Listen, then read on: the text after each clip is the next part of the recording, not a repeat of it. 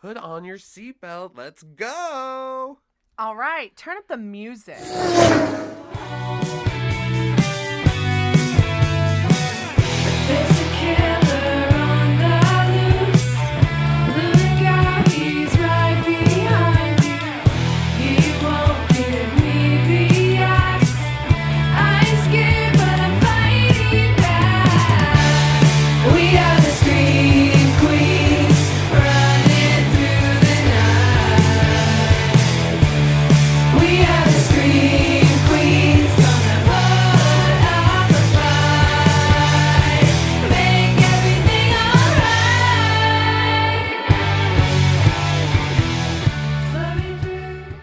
Welcome to Scream Queens Horror Road Trip Podcast. That is your final girl, Miss Justine, and I'm your sole survivor, Mr. Josh, and this is episode 111. And have we got a special episode for you today? We're doing something different, something we've never done before. What are we doing? We're taking a train. We are currently heading to the DC area. We're going to hop on a train at Union Station and then go all the way up to Penn Station, NYC. New York Titty. New York Titty. And that will be a whole episode in itself. So be prepared next month for a New York City episode. We'll tell you about it at the end of the show. Yeah. But we're getting into the Midnight Meat Train, hence the train connection. Oh, and I thought the Midnight Meat Train was just what I went through last night. Oh, God, yeah. She nasty, y'all. I mean, who doesn't love a good meat train? Who But hasn't keep it to been? yourself. But You're just jealous. well, maybe. That's all that is. Jealousy. You want a little Midnight Meat Train? Sometimes. but you don't want to talk to me about your Midnight Meat Train? not right now. Not. Do you have any Midnight Meat Train Nobody plans? wants to talk about it. Oh. I don't want to talk about it. Okay, Leave me fine. alone. Let's move on. All right, we're moving on. We're going to talk about the 2008 movie, The Midnight Meat Train. Starring Bradley Cooper and Leslie Bibb. Leslie Bibb. Some other people I don't really know. Directed by Ryuhei Kitamura. Kitamura. Yes, and yeah, I've never taken a train ride here. Oh, well, that's not what you were just saying. Yeah, this will be our first, or Justine's first train ride in the U.S. Yes. And it'll be my first U.S. train ride in 30 years. I last went to New York City from D.C. in 1995, so 30 years ago. So, It's not an overnighter. No, it takes 3 hours. But the second half on the show, we'll get into our train ride experience to and fro and to. To and fro and to. And we'll tell you about the train stations. There's a really cool, market inside Penn Station I'm excited about. So, yeah, that will be the second half. And we're going to get into this really great movie, y'all. Here's the thing. We're not haters. We try not to be negative on this show. But I'll just spoiler alert. It's not our favorite movie. So if this is your favorite movie, you don't really want to hear anything negative, keep listening. But Well, yeah, definitely. We won't be too hard on it. We'll also highlight the things we enjoyed. There are some strengths in every piece of art, Josh. Yeah, movies are We'll hard. highlight it. It's a lot of work to make a movie, so we never completely shitting on a movie. You do completely I love taking a good dump in the morning, but not on a movie that a lot of people worked really hard on. Yes, no, I mean, it's a craft. Filmmaking is a craft, and sometimes the movie lands, and other times it's a lot of spaghetti noodles, and some of them stuck on the wall, and some of them fell off. Yeah, this is adapted by a short story by Clive Barker in his Books of Blood anthology. Yeah, so it's like the same brainchild that brought you things like Hellraiser, Candyman, the concepts of all of these very long-lasting, Nightbreed, just Lord of Illusion. the breadth of work of Clive Barker is so expansive. He's also an artistic man in painting and he draws. But yeah, he's got a lot up in his brain that is like very horrific and dealing a lot with like body horror, and I really enjoy Clive Barker. Yeah, the problem is they took the short story and expanded it a little too far. Yes. I would love a Books of Blood, like, maybe like a 4-episode or something on Netflix or Shudder, to like really grab that and do something with it. Because I think that might be the medium for it. I believe Hellraiser was in Books of Blood, and they did a great job adapting that. But you also had the writer adapting his own work for that movie, so he knew how to make it work. Yeah. But with it being short story, it's like we're watching a nearly 2-hour movie, and it could have been way trimmed down. It gets a little repetitive, but we'll get into it. We'll hop into it right now, actually. Yeah. Because, again, this movie is long. And we're hopping into it? I'm going to hop. Are you going to hop on that Midnight Meat Train? Hip-hop, hippity, hop, right onto it. Well, okay, so the movie itself is filmed in Los Angeles, California. I will say it's questionable on where the movie itself is placed. Well, I read something that it's called Bay City, but I'm like, I don't remember anyone in the movie saying that, so perhaps they say that in the book. But then we also read that the book's set in New York City, New York, yeah. So I'm not really sure. It's like generic city USA, because they don't even show a palm tree. No. They're not trying to highlight that it's Los Angeles. But they're like talking about the gritty, like hellscape that this city really is. And okay. Anyway, so I was just mentioning that although it is filmed there in Los Angeles, we're not quite sure if it's placed there. So, but it opens. The movie opens with a man that's been sleeping, and he looks around. He's kind of on this empty train. But I'm assuming, just given how he is acting, that when he fell asleep, there were other people there. And then he's waking up, and there's no more people on the train. He's by himself, and it seems kind of ominous. And he looks into another train car, and he's kind of like creeping up to it. He ends up slipping on blood and falls back. And then he just like can't get up. He's like coated in this it's like some thick, slippery blood. And he sees, though, through the train car, there is like a man. We see like an outline of a man, and he is whacking away at a body. He's doing what to a body? He's whacking off on a body. Yeah, you heard me. She means with a metal, like, it's like a mallet. Yeah. It's humongous. It looks like it might be heavy, so definitely the guy's gonna get like ripped, like jacked. Yeah. From whacking. Whacking and jacking.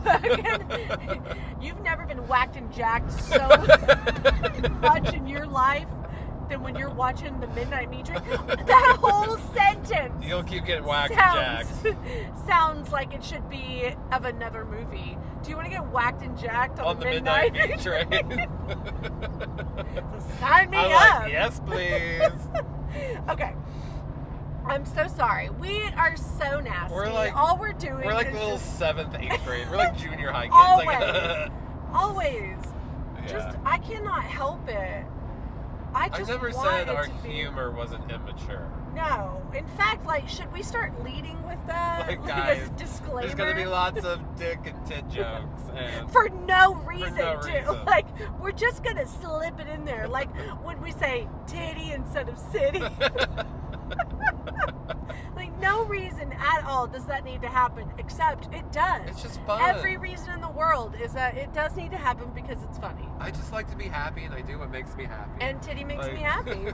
Saying titty instead of city. Whacking. And jacking just makes me happy. All right, well, yeah, this is the opening of the movie.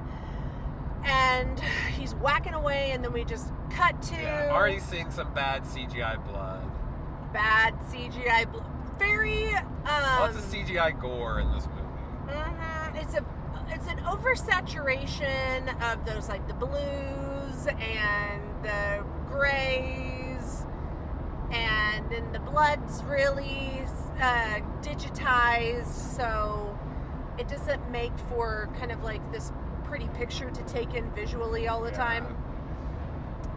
Okay, the next scene we meet Leon taking pictures. It's Bradley Cooper, and I'm just going to be honest, I cannot buy that he's a photographer. But it's strange because like he's a director and like think pretty people can take a picture. There's just something about like it. Everything just kind of comes off so very generic. Like he watched a movie about somebody who was a photographer, and that's just it. It's just it. And then that's just it. He was like, all right, now I know how to be a photographer. He's like, I hold my camera like this, and I look pretentious like this, and I just hold it right up to my face, and then with my elbows out. Hold the lens with my little finger. You know, like I'm doing a little adjusting. I do most of the holding on the bottom of the camera with the balls. My elbows out. Yeah, elbows out, balls up. Sorry. I know Don't we did be it sorry. again. Don't be sorry. I can't be sorry anymore. So yeah, you find out he's a photographer and he is taking pictures of like crime scenes. So he's listening to the like police radio. Yeah, trying to get a good picture to sell to a newspaper. Yeah, he needs a job. He's so broke. He's got to find a way to make a living, and yeah, sometimes these pictures sell. He's trying to make ends meet. But he goes home and sees his girlfriend, played by Leslie Bibb. And she's finishing up her reading. That's all they say. So, like, is she a student? Is she an actress? What is she? She's highlighting. Well, she might be studying. Yeah. So I'm like, I'm just painting a picture for our listeners. Yeah. That's what I'm doing. Is that she's reading, she's highlighting, she's sitting at her couch. And she cramped can't apartment. believe that in her reading they talk about like how dirty and awful this city was. She's like, we thought it was bad now, but there's never been a time that this city was any good. Yeah, maybe also a little foreshadowing of this isn't going to be good for you, girl. Girl, get out. Girl, out. Go. And he's lamenting that he got to a crime scene too late while they were putting a body on a stretcher, and he missed all the good shots. He's not going to make any money. And she's like, baby, let me just straddle you and make it all better. Well, okay, he's not paying attention to her the whole time she's talking. He's way too focused on his own BS. It's the running theme of the movie is... She's always like, look at me. She's a look at me girl. Like, look at me, look at me. Yeah, or she like loves him and was just trying to be helpful. Like she gets him this job. He goes to her work to get basically like free food and coffee and to read the paper. And they really try to hound home that he's a vegetarian. I think isn't the next thing he goes and visits her at work? Yeah. But and he brings his own tofu for them to cook on the griddle. Yeah. And none of them want to do it. They're like, I don't know how to do it. And so basically, they just throw his slab of tofu and griddle it up. I don't think it had any flavor. No, he had not seasoned it, but yes, they do want to try to like sell so that you see this great change and shift in him through the movie. He was a vegetarian and now he wants steak. Yeah, we'll see. You'll see that. That's a shocking change. You went from bringing your own tofu somewhere to wanting a steak.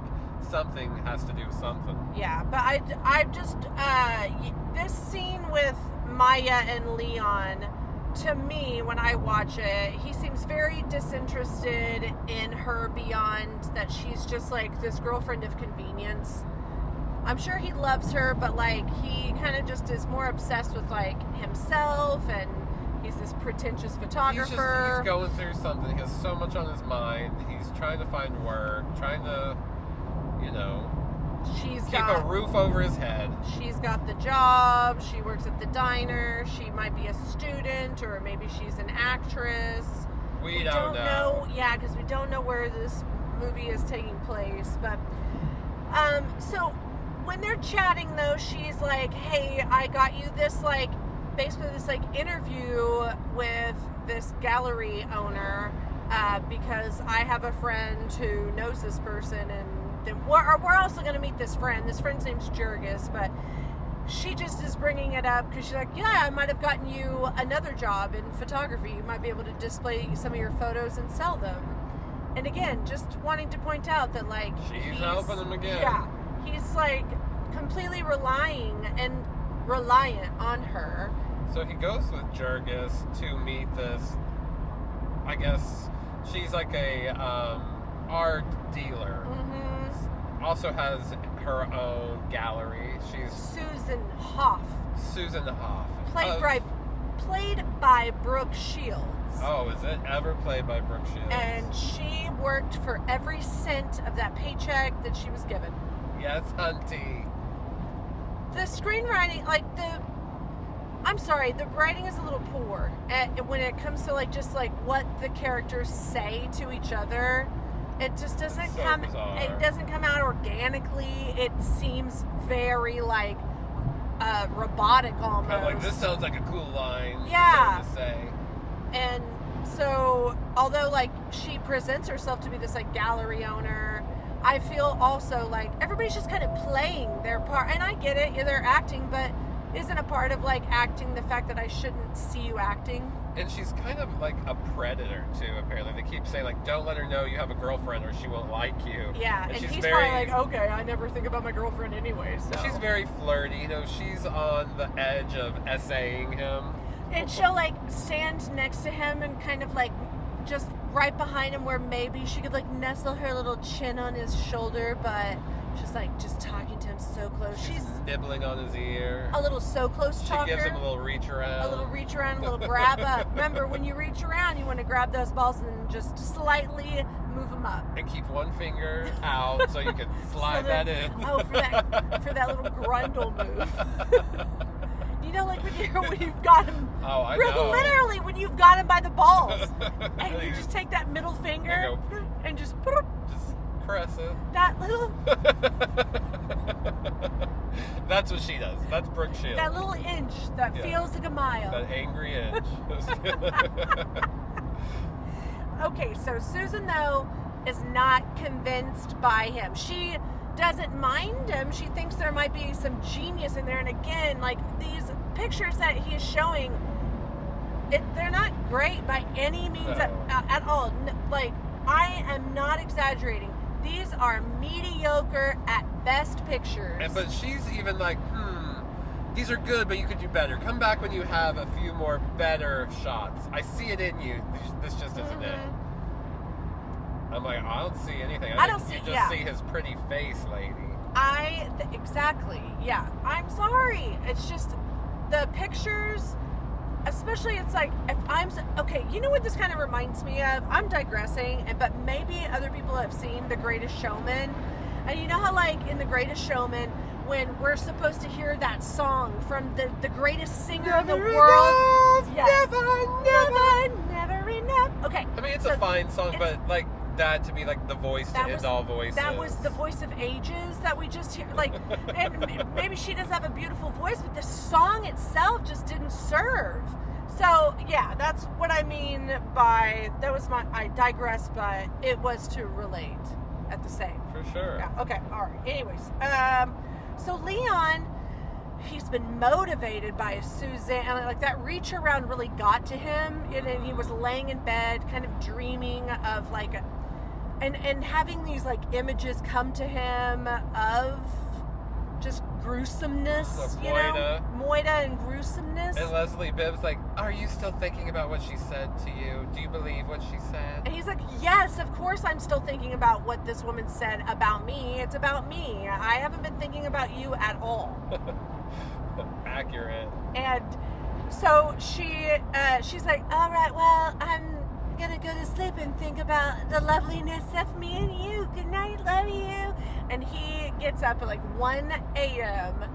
and leaves. And wanders these mean streets of generic city, USA. Vagrants out there. He's gonna see these vagabonds. Yeah, and they catch his eye. He's I'm gonna follow them. Maybe I can get some cool, edgy, gritty art. That guy looks gruffy. Yeah. Gonna follow him. He looks so hard. I'm gonna get a picture of him. It's gonna make me famous. I'm not profiling at all right now by doing that, and then following this gang that I say gang in air quotes because it's 4 guys. And they're the most generic hoodlums. Yes, wearing just big hoodies and overstuffed jackets. And they've got a girl cornered, and they're holding a knife up to her cheek and saying gross stuff to her. And he starts like following them all the way down into the train station. So here we are. We're starting to get into our train part of the. We're gonna get to the meat. Ooh. We're gonna get to the meat of things. The midnight meat. The midnight reach around. There's gonna be a lot of that too, I'm sure. Okay. A lot of whacking and jacking. Yeah, so he follows and he's kind of watching as this slow assault is occurring. You know, he does step in eventually, but he's letting it go like quite a time. It's almost like he wants to be like on National Geographic, and he's watching as this animal in the wild and this predator, and yeah, but he's like, no, it's ethical crime. For me to get involved with nature, is what he's thinking. But that's I'm stupid. like, this isn't it's nature. A crime. This is a human being. This is not you with your little camera tripod up, laying watching there a for gazelle hours. getting taken down by a No lion, way. which is named Leon, is lion in Spanish. Oh, wow, look at you. He's like a fierce lion. leon. He's a leon. Uh-huh. What about, what's the word for meat? Carne? Carne. And midnight is medianoche. Medianoche. Can we do... Oh, let's translate. Okay, yeah. La tren de la medianoche. La medianoche. Oh, the midnight. The midnight meat train. So, La medianoche. De carne. El train? El train, yeah. Damn. We're it's learning, something guys. Like that. We're trying to learn. It is so close and probably so far away from. Here's the deal: we know all the words for all Yeah. of it. Just putting it all together. And that's half the battle. Putting it together, bit by bit, tit by tit, tat by tat. Okay, so he does. La medianoche carne de train. Oh, right? Good. Yeah. La medianoche carne de train. I think we're all like patting ourselves on the back, and there's a real Spanish speaker out there that's like, that we're butchering it. Probably we are the butcher. Okay, so Leon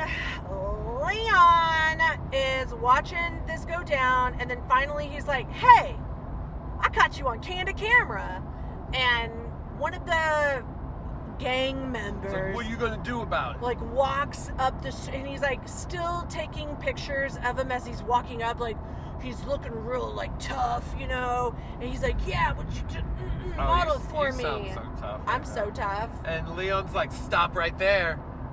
Have you ever wanted to be in a movie before?" And he points to the cameras. He's the like, CCTV. "You're on candid camera. Caught you." So he scares the guys. They're like, "Dang, he got our face." So they leave, and they brush up and chests up, chest puckered. What do you call it? They bitch up. They butch up, and they walk off, and now it's just him and the girl, and she's like, "Oh my daddies, thank you so much. I'm gonna make out with you because you saved me. You saved me, and as a thank you, I am going to assault you. I'm gonna put my tongue in your mouth, and I'm gonna kiss you for like no reason. Maybe it's like shock. Maybe she was in shock she was and just so thankful, and then turned on a little bit. She's maybe like, "Ooh, this because hottie she didn't just know saved she me." liked shit like that, and then it happened, and she was like, "Damn, I'm a little like, damn." I loved the danger of it all. Yeah, something about like I might be gutted. I just really Want got something me. now Yeah, in my I got guts. me moist. Okay. I know I am. I'm trying to trigger you right now with these words. Moist. Damn. Damn. Moist. Really get that T. That T at the end. That really drives it home of like just how offensive that word can be. So the next day though, she makes the train but barely. Some hand stops the door and lets her on. A hand lets her on. That's all we know for that moment. And he's still like snapping pictures of her, and she's all like, "Bye, goodbye, bye, farewell, my prince, goodbye." And then that train drives off, and we see her end come as she pops in her earbuds. She thinks she's just heading home at 2 a.m. Here comes the mortarer. And then, yes, behind her approaches a man in a very fitted suit, and he has like a little handbag, because he was gonna go out for the evening, and he didn't want to forget his. So he's got on like walking shoes and then his dancing shoes. He styled his outfit for day and night. Yes. So he's got his handbag and he walks up to her from behind, and we think, is this about to be another reach around moment? Is it like is the meat train starting? No, he just like bashes her face in. Just. It doesn't end up being a sexual meat train at all, like the whole title has been suggesting. Unless you're into that movie. Sort of thing, But we thought this was a porn. Okay, so we had been sitting for like 20 minutes, like, when is the meat train starting? Yeah. When we're gonna see some hard D. Yeah, and when the girl shows up, I'm like, yeah, okay, finally the chick has shown up for the meat train party. We want to see some V and some D. And some P. V, D, and P. Well, VP. Penis? VP. Well, I was saying dick. D for dick. D for dick. Okay. V for you. Vagina. Or P for pussy. Oh. We'll figure out this later. Yeah. Continue. It's sad that we can't even figure out what a proper meat train. Is it V and D or is it V and P? Is it P and D? Sorry, guys. It's We definitely don't our know. first meat train. We didn't even know. Okay. We're still figuring things out. Yeah. There was like very minimal information. Holy shit. Oh my god, I'm crying. Damn, we do this sometimes to each other. I'm crying from so much laughter. Okay. So the next day, Leon sees an article that says missing girl, last seen. Yeah. Or it says like model missing, and it's the girl that he just saw on the train. He's like at the diner too. Mm-hmm. Because he cannot seem to leave his girlfriend alone, except for when she wants to like hang out with it. He's kind of like a cat. Yeah. Like he's always around, but then like when you want affection, He's he like, hardly "Meh." be what. No, thank you. No love bites. But okay, here's the thing about all of this: is if it's like the literal like next morning. I don't know. There's timelines. Yeah, it's like maybe it's like, 2 days later because I'm like, man, that sure made the paper quick. So it must be like 2 days later, right? Okay. It would have to be. Yeah. But then And doesn't he say last night? Yeah, I can't remember now. I feel like no, that it is the next morning that he, or even maybe the afternoon or something. But he's there at the diner. Well, we do know she's a well-known model, so maybe when she wasn't. Okay. Where I know, but I'm like, surely this isn't the early edition he's reading. Yeah, but also, if she's a well-known model, why the hell is she on a 2 a.m. subway train? Well, maybe it was just the most convenient. It says well-known, not like super famous, supermodel or something. So I don't know. Yeah. She was just making some quick choices. She was needed being to get one, home. being one with the people. Like, I can just hop on this train. And then she found out no, she couldn't. And famous people take the subway sometimes. Yeah, famous people so. get murdered on the subway At 2 sometimes. a.m., yeah. It happens. Okay. When,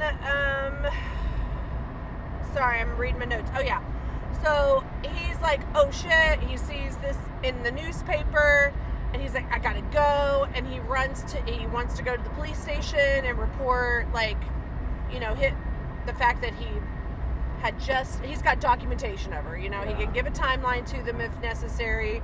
He knows that she had just gotten in a previous altercation with these dudes that tried to assault her, and he saw her get on the train, so there's he's got a picture of that he could provide.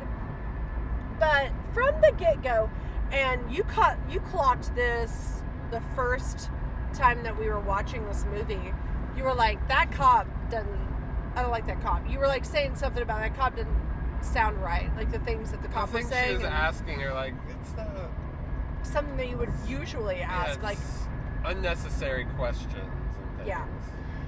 and so from the get-go, we are kind of questioning the motive. Maybe there's an ulterior motive for this police officer. I think there might be. That's just my opinion. Something's got to do with something. As What do you I guys know? know, we know that. They know that about us. If you've So- been listening for a while, you know something's got to do with something. Always. Something always has got to do with something. Half the time, something's always got to be doing something. Something's always got to be doing with something. To something else. Something has always got to be up with something else. Some got to do with something. That's our folksy philosophy. Okay, so after he talks to the cop and really doesn't get anywhere with her, this cop's name's Lynn, Detective Lynn Hadley. She doesn't really seem to take much of his story as like any kind of clue to anything. And so he takes off to do some dark room work, and he wants to take his pictures to Susan Hoff. And when he takes them to her, he's been like looking at them. He's like, yes, she's gonna love these. I just know it. These are so edgy. And they're just like the most basic picture you've ever seen. in black and white, and that just pisses me off. But she's really impressed. She even says, whoa. And she Yeah. lets us know she hasn't even said that since high school. Since high school, you haven't high said school. whoa. Yeah, that's how impressed she is, Justine. She said, whoa. Wow. And then let it be noticed that Whoa. she doesn't talk like that. I don't talk like that. She's really impressed. I don't like it when you talk to me like that, and I don't like for you to talk like that. Just don't do it. Brooke Shields, don't you ever talk to me Don't like ever that. say whoa to me, Ever Brooke. again. Don't you raise your voice at me. Unless you mean it. No, ma'am. Little girl, you don't But raise your voice at me. She tells him, get 2 more, and I'll have a spot for you at the gallery show. Yes. And Got me 2 more pictures, and I'll give you. She sounds kind of like a wicked witch. And then like, she gives him one more reach around. He leaves. just to take, Yeah. just for the For memories. for motivation. Mhm. This too could be yours. And the Grundle group. Like, that deep reach around. Can be yours forever. If you get me 2 more fine photographs. 2 fine as fuck photographs. 2 FFs, I call them. Okay, now we get back to the train. And we're just watching as 3 people linger on that midnight meat train. You know, They're talking. What they say, you don't want to let it linger. You want to let it linger. But you wanna let it linger. God, that was such a good You joke. wanna- I'm sure you wanna- everybody figured Yeah, out. like Yeah. you didn't You guys have got to that right. sing half the song for them to. Okay. You have to let it linger. So yeah, the train ride that we are watching this scene play out. There are 3 people, 2 men and a lady.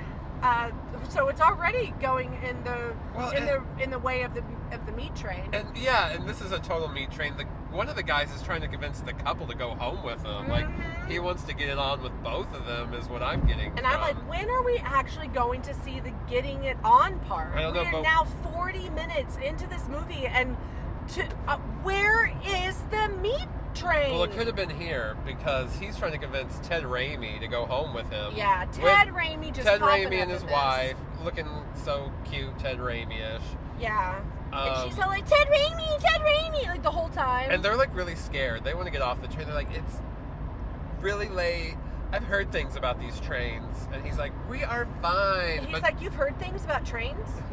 But then they are proven wrong instantly, or he's proven wrong instantly. It's not safe. Here comes our big baddie with the mallet. jacking and whacking. The butcher man, yeah. He's like, come up and whacks that mallet right, like he... Pops an eyeball out of Raimi. Yeah, with his dick, too.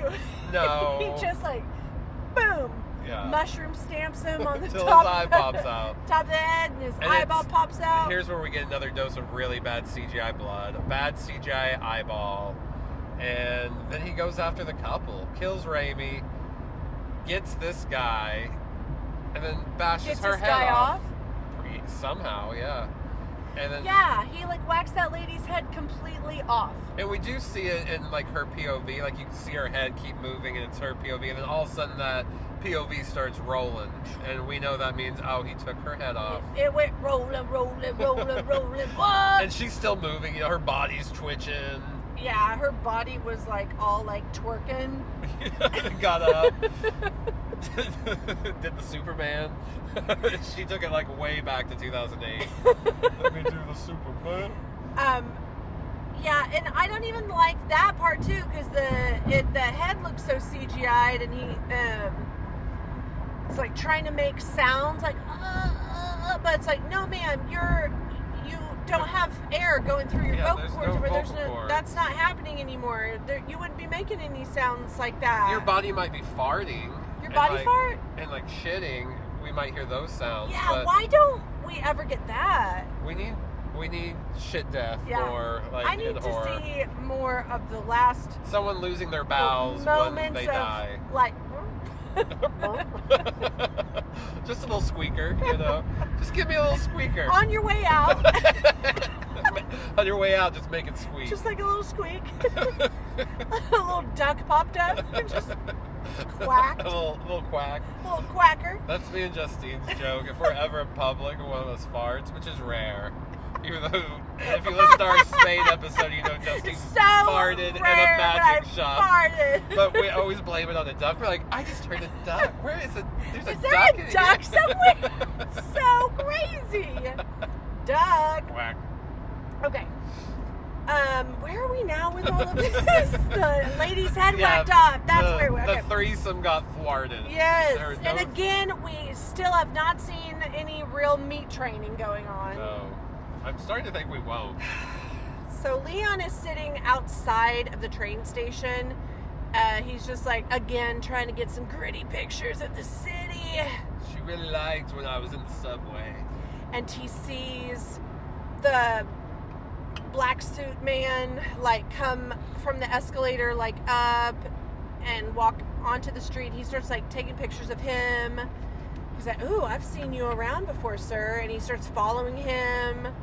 But then the man in the black suit kind of like gets a feeling like, is someone following me?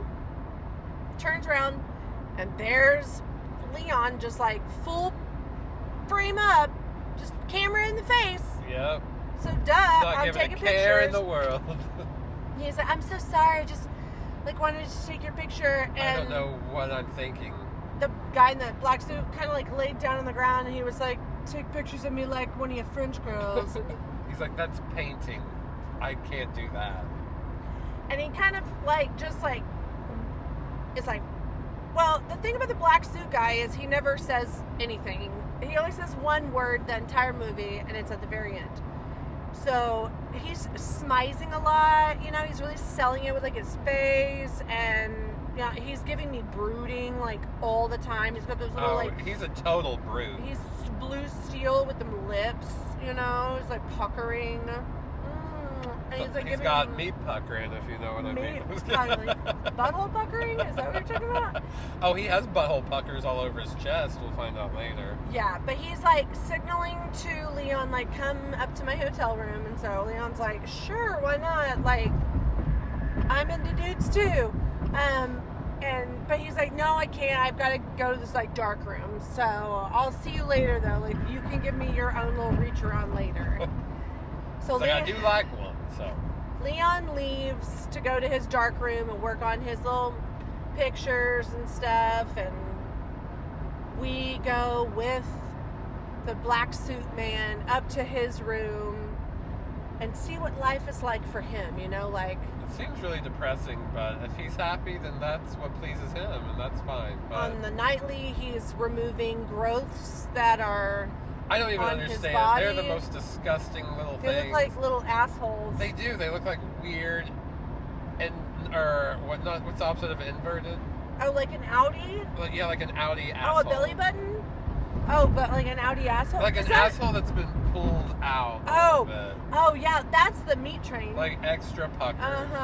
The And meat that's train all that we are over his apparently chest. never seeing. And then he gets a razor and starts cutting them off and saving them in a jar. Because he likes, I don't know, he's like into weird stuff Does he, like you think that. he like air fries them? Eats them? Probably. Yeah. Puts them on his George Foreman grill. And he just lays them all on, he turns them in, he turns them at 1 minute and makes sure they got an even cook. Cooks them with like a little panini on the George Foreman grill. Well, he puts them all on a skewer. Oh, And- that makes more sense. Yeah, really. and then he just kind of like rotates it. It's on a spit. Yes.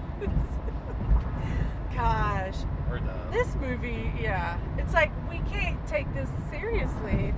I Can we can't. take anything seriously? Not really. I mean, we can, but do we want to? Probably not. Life's hard enough. Life is definitely hard enough. Not like this reach around I'm not getting right now. Gosh, now we're at least an hour and a half into the movie, and I haven't seen one meat train the whole It time. just doesn't want to happen. It's just Bradley Cooper wandering around, getting sadder and angrier, taking pictures of the same guy at different locations. Yeah, he trying to follows him convince- around again. Yeah, always trying to convince his girlfriend that no, this is real. This is happening. This time he like follows him around to the point of like going to his job and finding out that this black suit man works at a meat packing Like a really big plant. Yeah, meat packing. He's doing a lot of people are doing like butchering work, cutting that meat down Cutting the meat down. into pieces. You know, the big, hard pieces of meat that Some soft. are need to be worked on.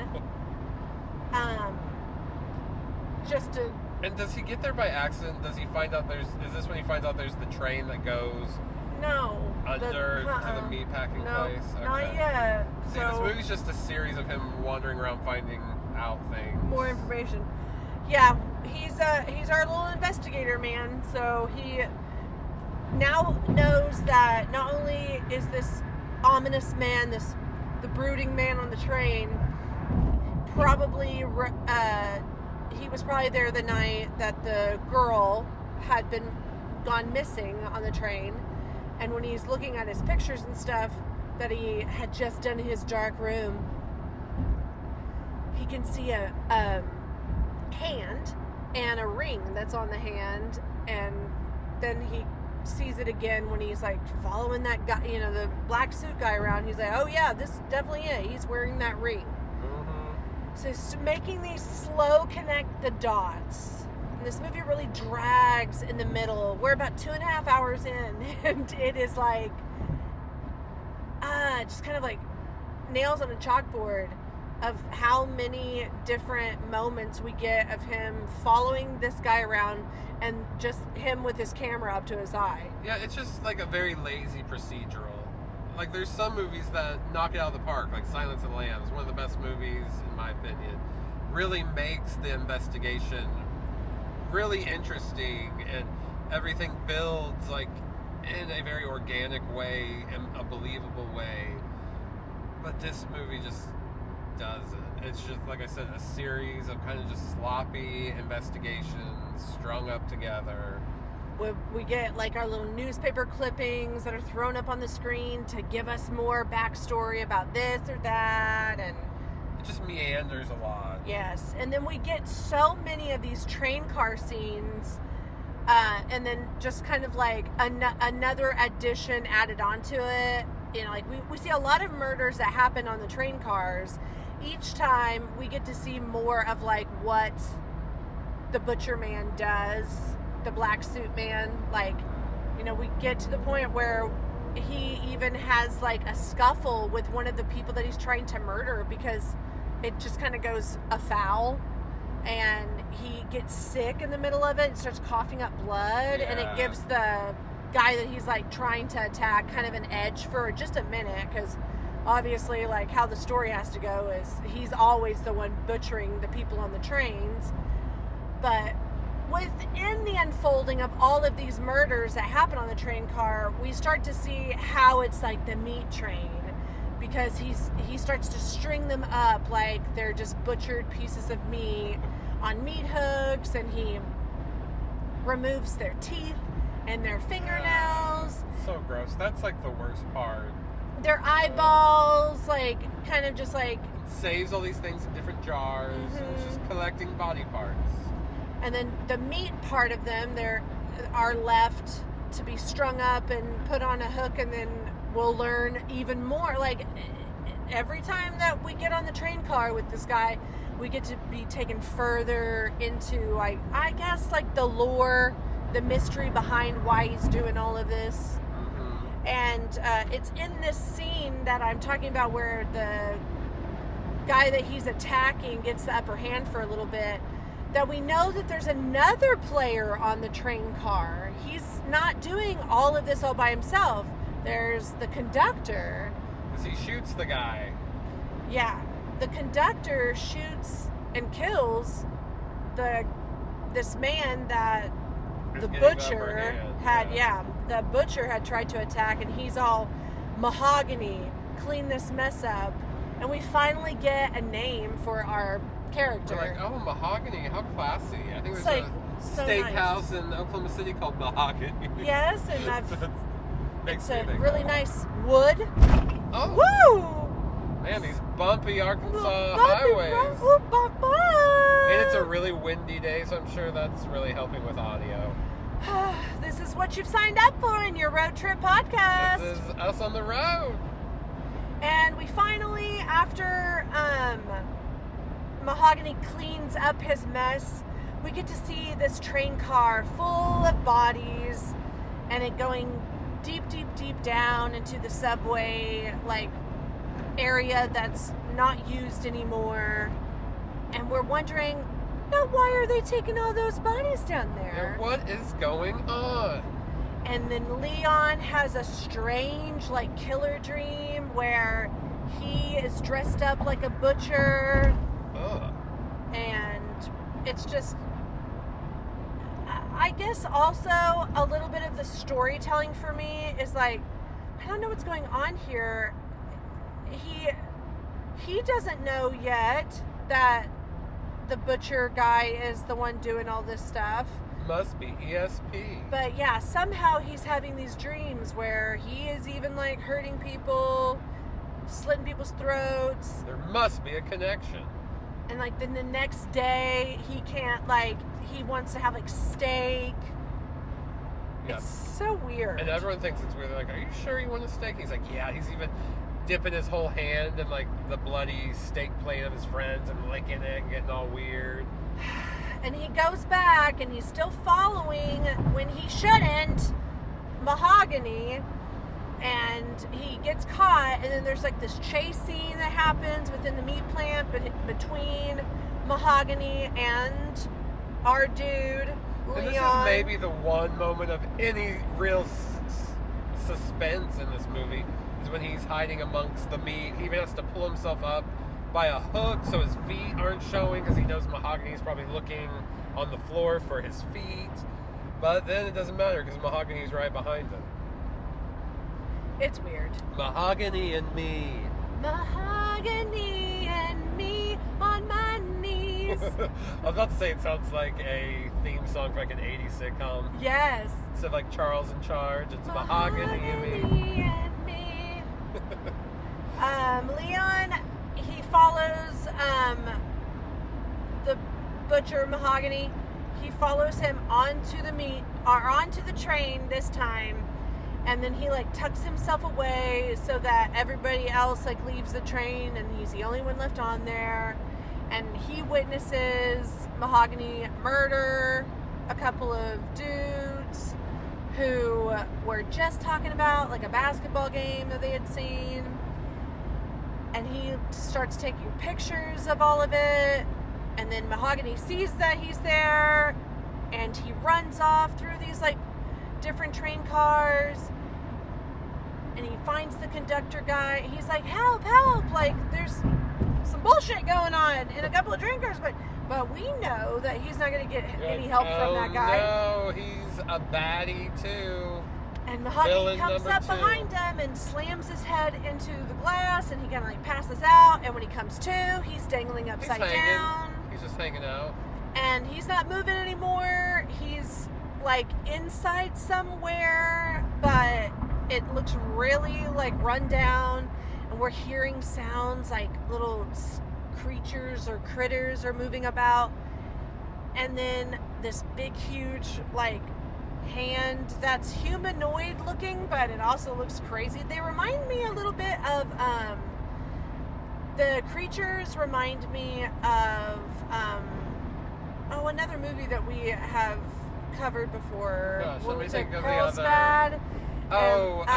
The Descent. The Descent, yeah, those creatures. It's like they kind of remind me of it. They kind of Yeah. look like. I mean, they eat people too, so they're always eating people too. But so this like creature hand is like getting really sexual with Bradley Cooper's chest and like drawing on it, and it's just like again, He probably cuts that symbol from the necklace.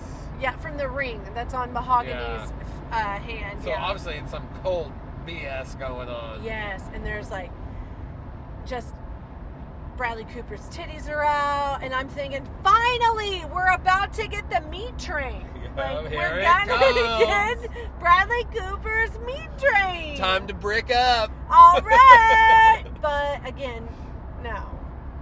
Brick up. Wow. So gross. It took you that long to catch on. Yeah, you're gross. Oh my gosh. You kiss your daughters with that mouth? My daughters, my little feline daughters. Your little feline daughters, you kiss your daughters with that mouth, huh? Okay, well, when he wakes up dangling upside down, he's like, what the hell's happening to me? I'm getting all scratched up. And then he falls back asleep and he wakes up again and he crawls out of what he finds to be an abandoned subway station that's connected to the meat plant. And so then he's like wandering out of the meat plant, and all these like dudes are looking at him like, what? Who are you? Where are you coming from? Who carved you up? He doesn't have his camera anymore, but why didn't he just die? Like, why did Mahogany do all of that stuff? They must want him alive. Something gotta do with something. Something gotta do with something. Something gotta do with Some something. gotta do. Some gotta do with something. That's what we say. Leon goes by the diner and stuff, and he's like, hey girl, I want to get married to you. Like, Sorry I didn't like your titties the night before. Because she tried to like have sexy time with him and he was acting all weird. And they've no, already... that's not it. Oh, that's that's not not the scene I'm talking about. It's Oh. when he gets like, he's engaged to be engaged. When does he like do her in the butt? It's the scene Oh, it's that this I'm scene? talking Oh, about. okay. Yeah. In where- this scene, he does her in the butt. But I want to point out that he just gives her like a little promise ring. He even says like, this doesn't mean we're engaged. It just means like we're promised to be engaged, Yeah. which is the most like waffling of commitment ever. And again, I'm like, sir, you're stalling. he doesn't really like want to be with her. He's just like, she's convenient to be with. It's sad. It's also sad because we know what happens at the end of this movie, and it's all like, I'm just like, her character's so wasted. It's sad. Yeah. Poor Okay. Leslie Bibb. So yes, but it's like, so she's at the diner. She's like been cleaning up from work all night, and he's like, girl, let me like give it to you real rough and hard after I gave you like this little promise. And she's all like, damn, boy, like that was like rough and hard. And Maybe in my butt. we're also just not. Because she doesn't look like she's getting any pleasure from it. No, okay, so that's it. Is like, guys, that's why we have the question. Is because she's bent over, looking like she's in distress, like painful. This might be the first So- time this has happened. And no lube. Like what? If that's the case, Just some spit and a prayer. she wishes she didn't even get spit in a prayer. Like You're like, there's no praying that's going how on. freaking raw it was. Yeah, it's pretty bad. Midnight Meat trained her only. Yeah.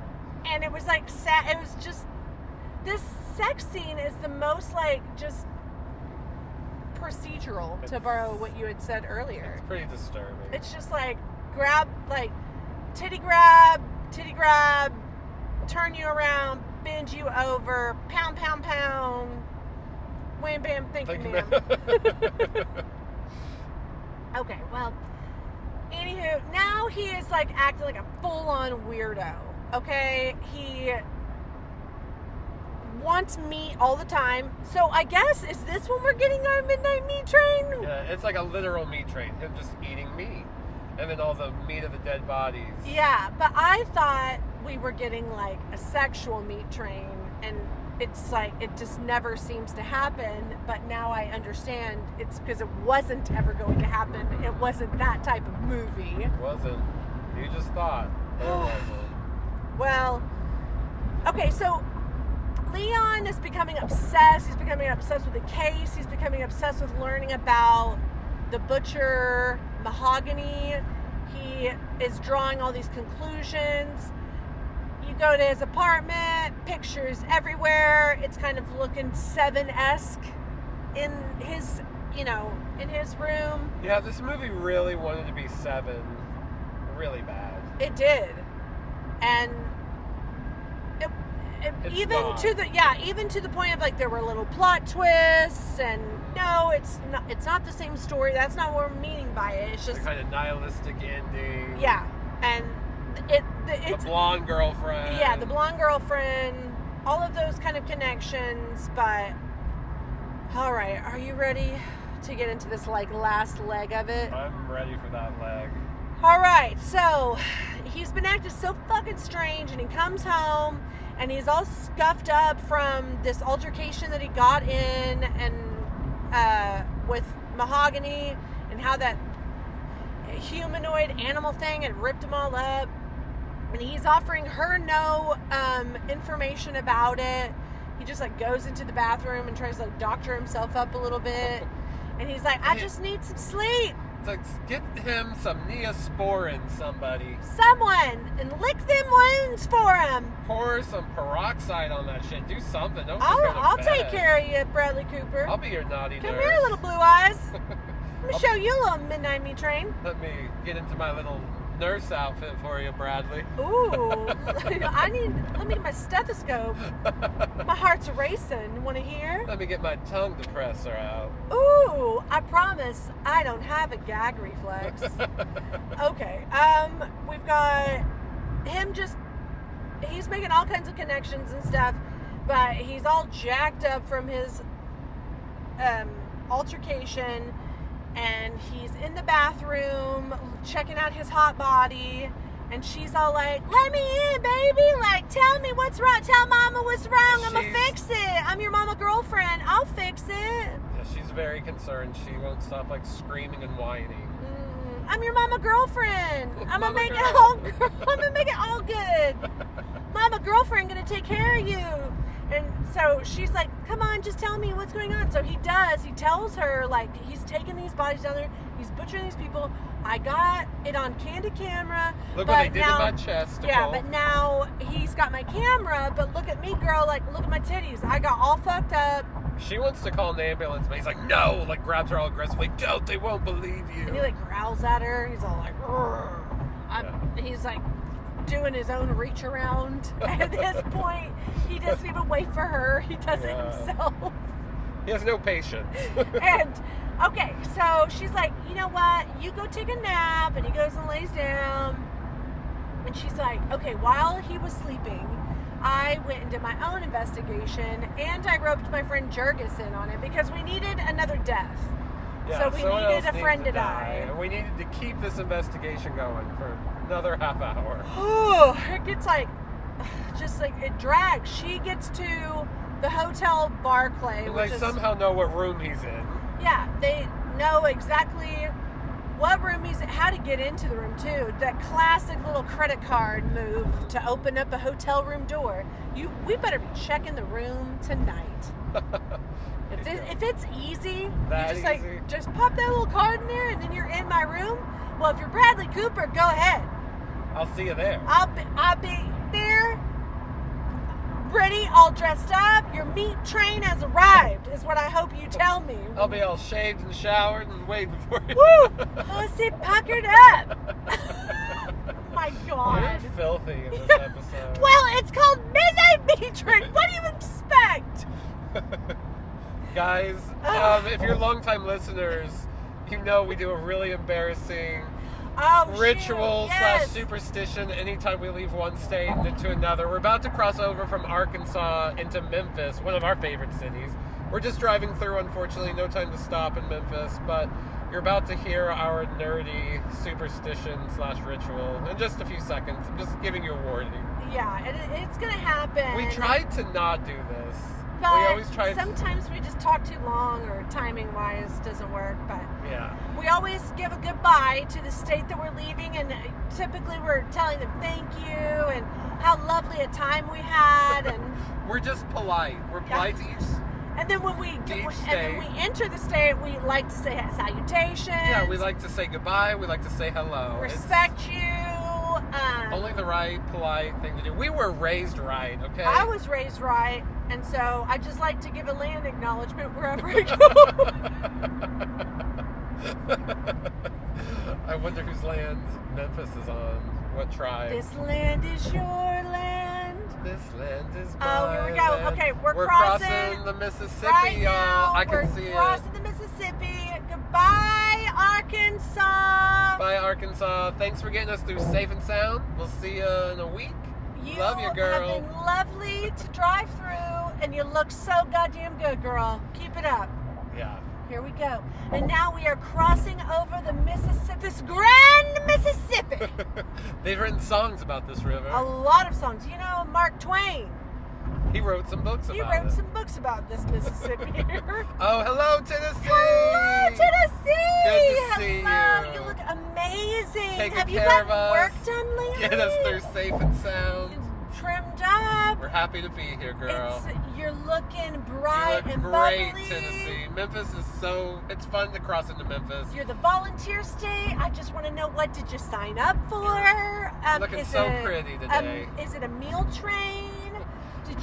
Are you a volunteer Or is it at the a midnight meat train? a midnight meat train volunteer?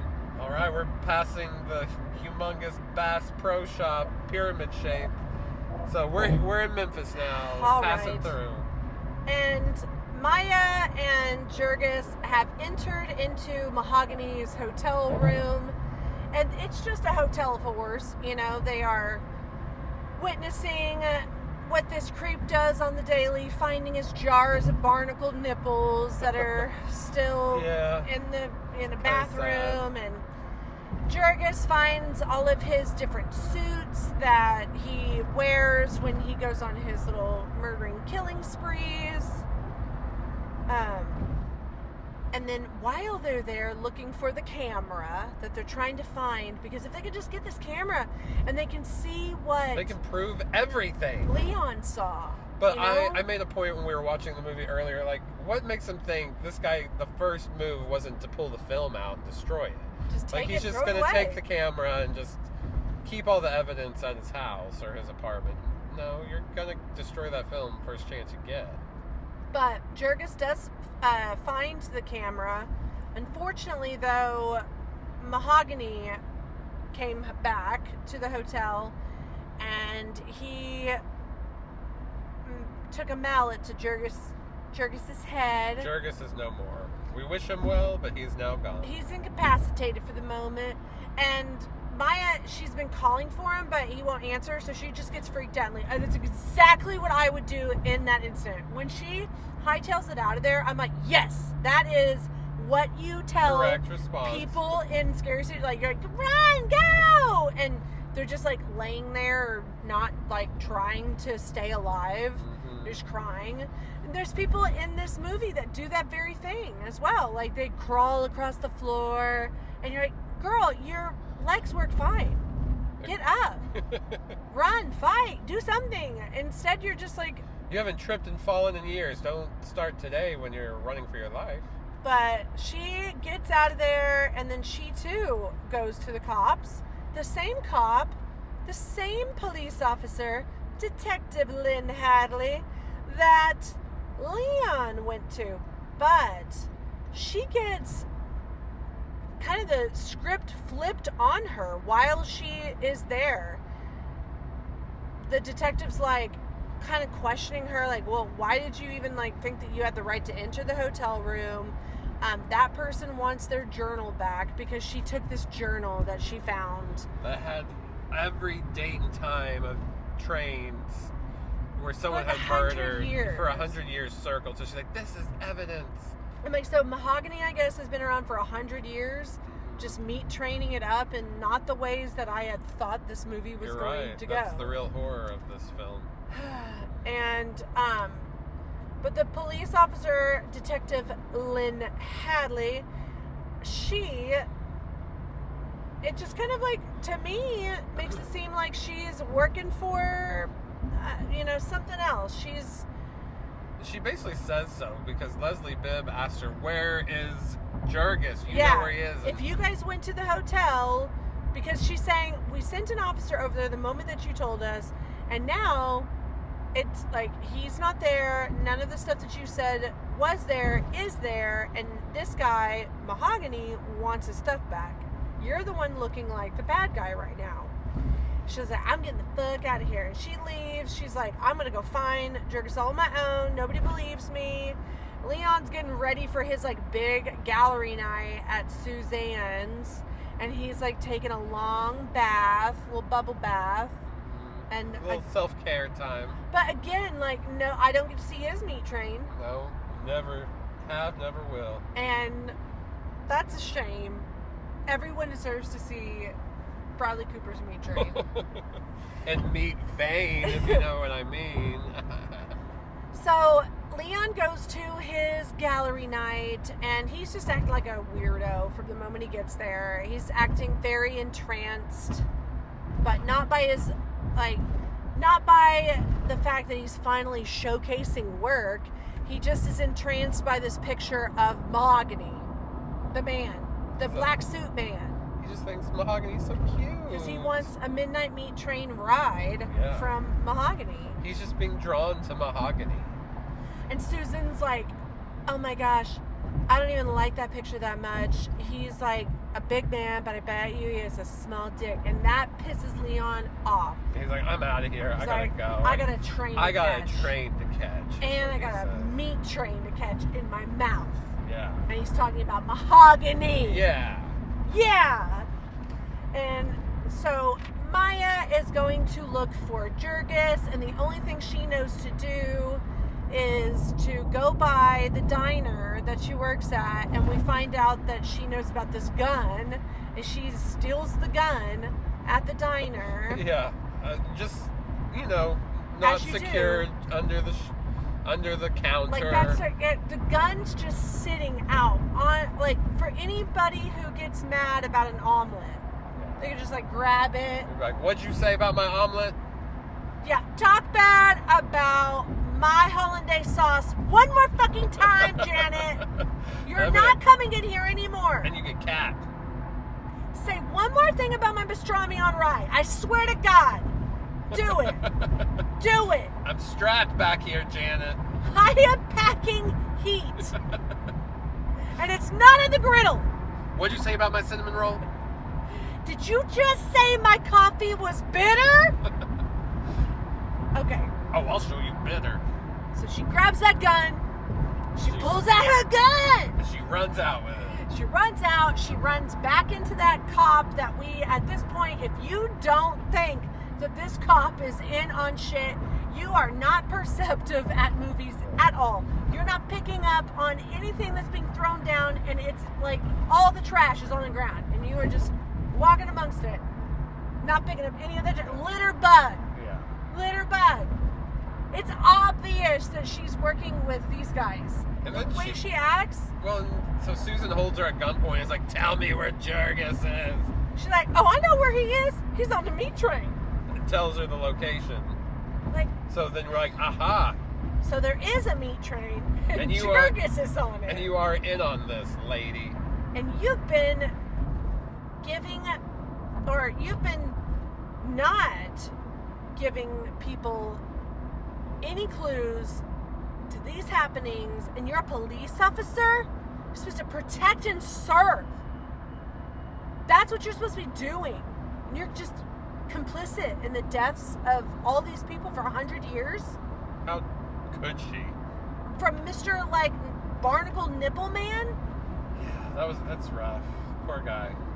Little assholes all over your chest. All right, so we just get to have this like epic, multi-scene showdown in the meat plant where like Leon is getting all like suited up in his like medieval metal apron with all the butcher knives and shit.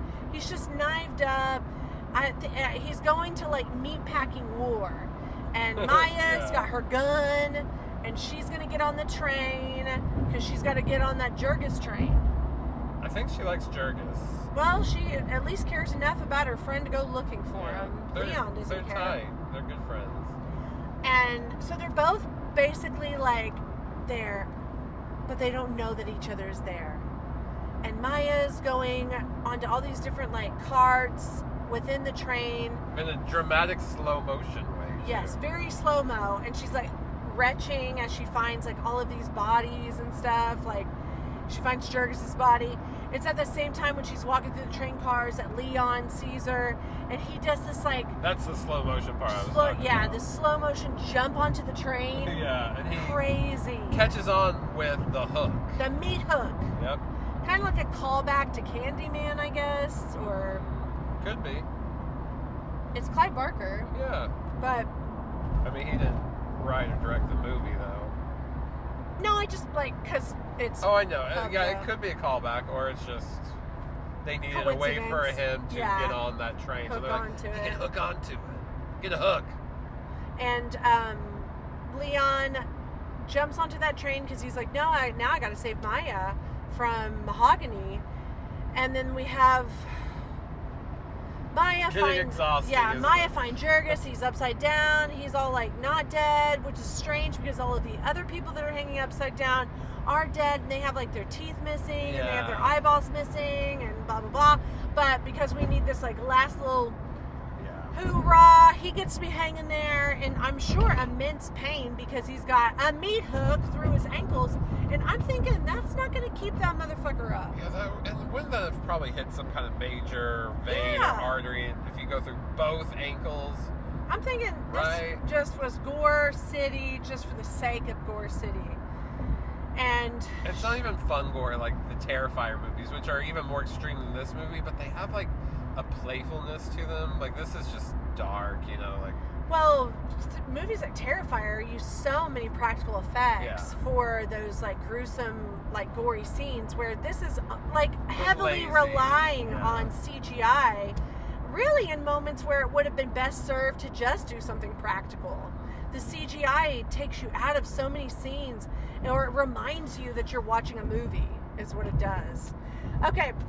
So we've got like, we can power through this last one. Okay. It's just, you get to the point where like, this movie is still playing. Why hasn't it ended yet? And there's like a lot of showdowns that happen between Mahogany and Leon. He gets his tongue pulled out at one point. Well, that's like at the very end and not by Mahogany. Yeah, no, it's by the conductor guy. Yeah, because there's still all of that to get to. So we get the showdowns with Mahogany and Leon.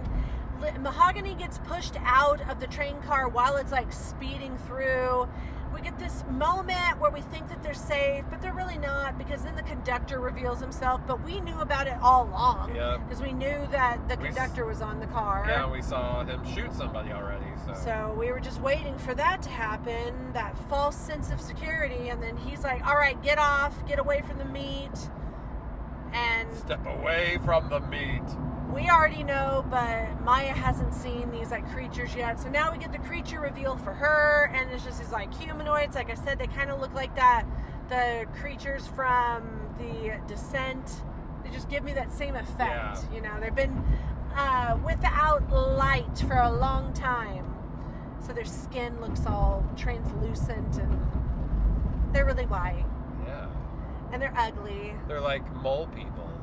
And Leon gets his tongue ripped out by the conductor, who wants to not be interrupted when he goes really long-winded about why it is how it is, and there's this separation in the worlds, and these bodies that get feasted on by these subhumans, these degenerates or whatever. These are actually like creatures that have been around since before humans, and blah blah blah blah blah blah blah blah blah blah. If they would have like revealed some of this stuff earlier, it might have been a more interesting movie, because this is what I feel like is the Clive Barker stuff. Yes, this I haven't is. read it, but like this seems like the quintessential Clive Barker. Yes. The weird mythology and the monsters, and that's what I wish we got more out of this movie.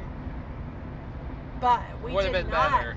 Yeah, I think it really would have benefited from more of the like mythology and the lore than from us having so much exposition happen of like this, like, oh, this body was missing and this body was missing, and oh, look, now we've compiled 100 bodies in 100 years. And I get it, it's supposed to be like a shocking reveal, like, oh, this is all about monsters, but I'm like, it's not, so yeah, it would have been just more interesting if we got this earlier in the movie, and it dealt more with the creatures. Yeah, and I think in ways it really like humanizes the butcher to the point that like, well, then is he a bad guy, or is he just staving off what could be a worse reality for humanity? And that could have been interesting for them to dive into that more. Like, just like Instead, he has like no personality. He's just this nameless thing that, well, not nameless, mahogany, but you know what I mean. He's just like this machine, basically. Yeah. He's like the cog in the wheel, and that would have just been cooler than what we got, which was, yeah, mainly like if the story hadn't been too much about Leon getting these pictures and more about maybe him just being taken over by the grunginess of like, the whatever was overcoming or taking over him in his dreams. Mm-hmm. Maybe if they'd gone more down that path, but nope. And so basically, like, this is like a changing of the guard. You know, Mahogany is out and Leon is in, and he's got to accept that this is his reality. And a way to accept that reality is that Maya's going to be murdered in front of him. Her heart's going to be ripped out, and he's going to accept this new job. And I'm sorry, but like, Maya's done nothing to deserve this. Like, she's been like the most supportive girlfriend, and where has it gotten her?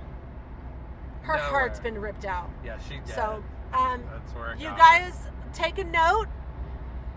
There's no use in being the best girlfriend in the world. Where did it get her? Her heart ripped out. Her heart ripped out. Yeah. And look who still literally gets to live a life.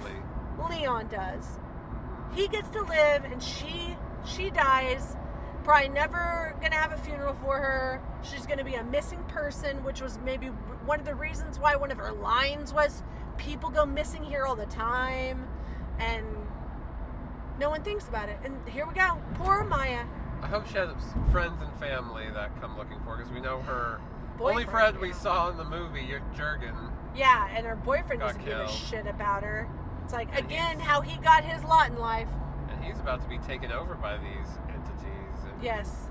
he's going to become the next midnight meat train murderer. And he is. We get that the opening of the movie was actually the ending of the movie, and this is Leon's first time, or maybe it's not. Maybe we're just catching him in the action, but we see the opening where the guy was sleeping. We see that guy, and we know what's up. Like, see ya. And our last look is Bradley Cooper looking at the camera, but he's in his little mahogany outfit. He's got his black suit on. Because they try to do this whole thing of like, where they're following behind him, going from train to train, passing the guy we saw at the first movie. And so I think the point of it is like, is that Bradley Cooper? Is it not? Who's Mahogany? Is it Mahogany? And then he turns his face towards the camera right at the very end, and the movie ends. You're like, oh, he's become the next generation of The Butcher. He's the Butcher. And now the movie is over. And Thank it just God. drug on and on and on. But you know what's not going to drag on and drag on? Our road trip experience. Yeah, Because they're not a drag. As we just told you, passed through Memphis. We're on the other side of Memphis now. We're heading to D.C. And we will come back when we've taken the train both ways, and we'll tell you all about our experience. Was it worth it? Should you train around America if it's possible for you? All those things. But in the meantime, don't forget to subscribe. Just hit that 5. Just hang here. We'll be right back. We'll be right back in a few seconds. We've got to listen to Bad Athlete. And we'll tell you all about our trip. Yeah. We'll see ya. Another daydream, something's moving in the sea. Wake up, I just wanna go home. I may be shaking inside. I'm not the kind to run and hide. Come out, I'll take you all on my own. I've got you figured out. Tough luck, you're in my world now. I have no doubt, I have no fear. I'm gonna make you disappear. We are the scream queens, running through the night. We are the scream queens, gonna put up a fight, make everything alright. We're back. Wow. Did we just have ourselves a meat train ride? We were riding the rails of America. And by the rails of America, I mean from D.C. to New York. Yeah, we never got off the rails. We stayed on them rails. Made it all the way to our destination. Yes, we took the Northeast Regional train. So there were 10 stops, including our own, from D.C. to New York. And it continued on all the way up to Boston. Yes. And I gotta say, it was very pleasurable. I think it is way less stressful than a plane and than dealing with an airport. Yes. There's not at all the kind of like congestion or hustle and bustle or stress about getting from this gate to that gate. You also can take more luggage on with you. You don't have to worry about checking your bags unless I'm sure you bring something just way too big. But you can put everything overhead, or there's bigger compartments on the front and back of every cart where you can put bigger sized luggage. So that's what I really like. That as soon as we get off, we had our luggage, didn't have to wait to get our bags. It was just, the whole experience was way less stressful than the airport. As long as you're kind of, and I guess like we'll open up by just saying, you know, we woke up really early in the morning and got on the road about 4 a.m. We did have like, we didn't really know what to expect, so we wanted to ensure that we arrived there early enough just to give us, you know, a cushion of time and to do things like find parking and grab a cup of coffee. To get in line. We didn't really know how that all worked out, but we got to be first in line. Yeah, we were first in line, so we got whatever. We got to sit wherever we wanted. Mm-hmm. First dibs in the coach cars. You know, naturally we didn't get to just like have first class because we showed up first, even though that would have been. And you know what? Coach is very comfortable. Yeah. You can still get up, move around. I almost think, especially for like a shorter trip like we did, it was only a little over 3 hours, which sounds like a lot, but when you're on the train, like it seemed like it went by really quick. You would almost just be wasting your money to pay for like business class because you don't need it. And there is like a drink cart, like it doesn't move, like you get up and you go to it, but there is like the option to get yourself coffee, drink, sodas, little snack cart. We didn't need anything. We brought our item on, but it's nice to think that if you are on a longer haul, then you don't necessarily like have to pack all of your treats for the day. There is something there for you. For sure. It was a lot of fun. Union Station in DC is gorgeous. My one little recommendation is if you are heading there, and you're going to leave your car, navigate yourself to the parking garage, not just to the train station, or it's going to take you right up front. And then we found there weren't a lot of signs directing you to the parking lot. So we had to look that up separately and GPS ourselves to the parking structure. So that's my little pro tip. Yes. It's a good pro tip to have. I will say, even though there were 10 spots that we had to sit through, including like our last stop, which was ours, they went by really quickly. They weren't lingering at every stop, so it wasn't like, oh, okay, we're going to be here for another 10, 15 minutes. It was kind of like 2-3 minutes and we're back on the road. Yeah, people have time, barely enough time just to get off, load, and then it's on to the next station.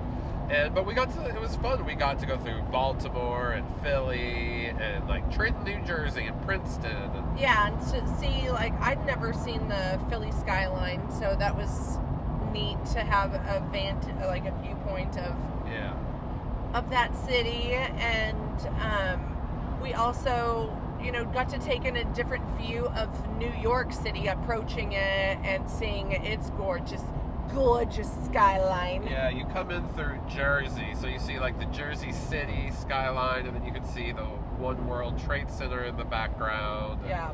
Yeah, then you go through a tunnel and you are in Penn Station. And then it was just a few blocks to our hotel, so it was very easy peasy. Coming back was just the same. Didn't even have to catch our train or it left around 4. We got there about like 3:30 and had plenty of time to find our gate or whatever they call it, our track. Yes. Yeah, when we first arrived, the track number wasn't listed, and you could tell that there were a lot of people that were needing to know their track numbers. And then kind of just like all at once, they got posted, and you could see people just like funneling into different escalators that took you down. And then you're just on like a straight shoot. They're like telling you, all right, like keep following down this track right here and you'll get onto this coach cart number. And then I guess maybe the other thing was that depending on when you get on or off the train, it might mean that like you don't really have like your pick of where you sit. So if we were the first ones on the train on our journey to New York City, but we weren't the first ones on our train the journey back to Washington, D.C. Yeah, but the train wasn't that full though, so we still pretty much picked wherever we wanted. We chose the quiet cart. Yes. That's where there's supposed to be like no talking or anything. Of course, some people forgot they were on the quiet cart, just having like full-on conversations on their phone, and you're like, come on, man. As everybody else is staring. The only thing is, like, you chose the quiet cart, so... Yeah, so be quiet. Be quiet, or have a whispered conversation, or just limit it. Maybe you don't even need to have that conversation right now. Yeah.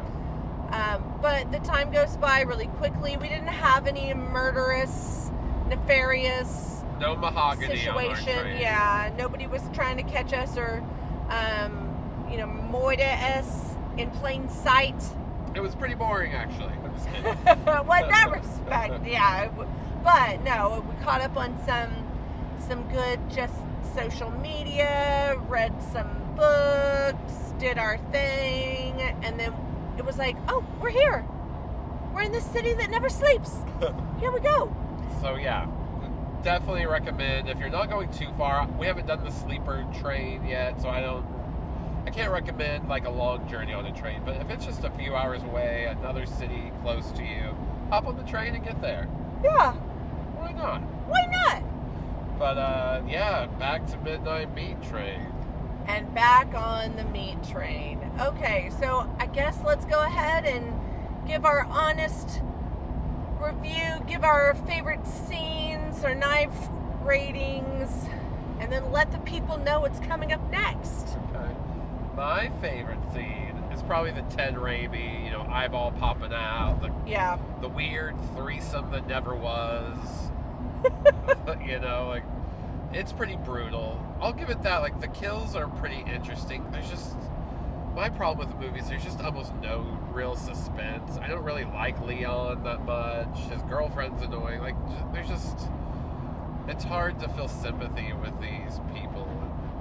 They feel very cookie cutter. Right, exactly. They kind of just... Their characters feel almost too plot driven. I don't have, like, much depth to them. Almost just like they were pulled out of any movie and placed Yes. here. And yeah, they're really good looking people. You know, Bradley Cooper and Leslie Bibb, they definitely can bring people to a theater. They got some good acting chops, but storytelling wise and almost just like the amount of like CGI, it was kind of overt. Like I didn't need all of that in order to feel, you know, a sense of like scared or, you know, have like the scene come across like horrifically for me. But also we know that there's plenty of people that enjoy this movie, and there's also great, like, you know, bits and parts from it. My favorite scene is going to be like the end, the kind of like showdown between Leon and Mahogany, because it is after that we get kind of like the full story on what the hell is even happening down here. And when it goes from being like this like singular bad guy to, oh, there's a whole mystery race of people down here, this subspecies, and there's a lore behind them, it just flips it. And so I think that's maybe my favorite, is where it does become like, okay, well, is it my favorite backstory? No, but I just feel like that would have been more interesting of a movie to get more of that. Yeah. That seems like the most Clive Barker Of it, yeah. part of the movie, and you just get it at the end. Yeah, you just get it sprinkled in. Like I don't think it necessarily had to be a big mystery. Like, it could have been something we learned a little further in and then build on that. Yeah. And maybe us knowing who, like, we get to see from the point of view of, like, who's being killed, and we're all over the place. We just know the whole story almost the whole time. So in this moment, for us to be like, oh, wait, what? No, there's, like, way more. And I feel cheated. Yeah. I feel a little cheated. And I hate being a downer. I know, like, you guys out there might really like this movie, so I hate shitting on something that other people enjoy. But this one's not for me. I'll go ahead with my knife rating. I'm doing 1.5. That's pretty low on our, like, if you go through our history of our show. Yeah. And it's not like the worst movie we've ever watched. I'm trying to be nice. It's just not my favorite. It's not for me. I felt something about it seemed really cheap and lazy, and I don't even mean budget-wise. I don't know. It wasn't very fun. It's not a fun movie to watch. And not everything needs to be fun, but when it comes to, especially with a title like The Midnight Meat Train, yes, where that right I'm there will pull me expecting in a little bit more. Yeah. I guess. I think maybe too, the characters, and I'll go ahead with my knives rating. I was giving it a 2, and I thought that was going to be, you know, really, for myself, pretty low. But I think the characters are just a little too pretentious. You know, like, well, we just, like, have our photographer who wants to get the grittiness of the city, and he needs to impress the art lady who also, like, says the strangest, like, I don't believe her. I don't even know if she has that great of taste. Because she's slapping up pictures that I'm like, what? Yeah. That picture's shitty. But, okay, I'm sorry. What else is there to say? It's just also, like, just a product of, like, 2008. Like, it feels just really dated, but not in a good way, because, you know, I can watch a movie from the 90s and it doesn't feel dated. I think maybe another complaint for myself is going to be the music.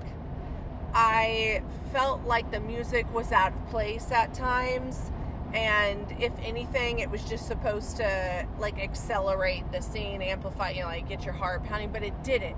For me, I was more confused as, like, where is this, like, coming from?